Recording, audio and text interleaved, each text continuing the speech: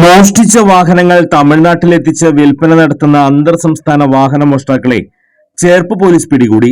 പൊള്ളാച്ചി കോവിൽപ്പാളയം സ്വദേശി എസ്.കെ. നിവാസിൽ സജിത്, പുതുക്കാട് കണ്ണമ്പത്തൂർ സ്വദേശികളായ പുന്നത്താടൻ വീട്ടിൽ വിജിത്, പുന്നത്താടൻ വീട്ടിൽ രഞ്ജിത്ത്, ചിയാരം സ്വദേശി പള്ളിപ്പാടത്ത് വീട്ടിൽ സുനീഷ്, നന്ദിപുരം സ്വദേശി കരിയത്തുവളപ്പിൽ വീട്ടിൽ വിഷ്ണു എന്നിവരാണ് പിടിയിലായത്.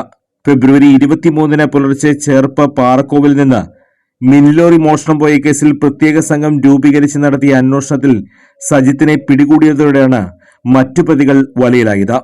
കൊടകര പോലീസ് സ്റ്റേഷൻ പരിധിയിൽ നിന്ന് ഫെബ്രുവരിയിൽ മറ്റൊരു മിനിലോറിയും മോഷണം പോയിരുന്നു.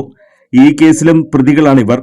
സുനീഷും രഞ്ജിത്തും വിഷ്ണുവും വിജിത്തും ചേർന്ന് സജിത്തിനെ മോഷ്ടിച്ച വാഹനങ്ങൾ കൈമാറും. സജിത്ത് മേട്ടുപ്പാളയത്തെ പഴയ വാഹനങ്ങൾ പൊളിച്ചു വിൽക്കുന്ന സംഘത്തിന് വിൽക്കുകയായിരുന്നു പതിവ്. ഇവിടെ നിന്നാണ് അന്വേഷണ സംഘം മോഷ്ടിച്ച വാഹനങ്ങൾ കണ്ടെത്തിയത്. 2-3 മാസത്തിനിടയിൽ നിരവധി വാഹനങ്ങൾ ഈ സംഘം മോഷ്ടിച്ച് കടത്തിയതായി സംശയിക്കുന്നു.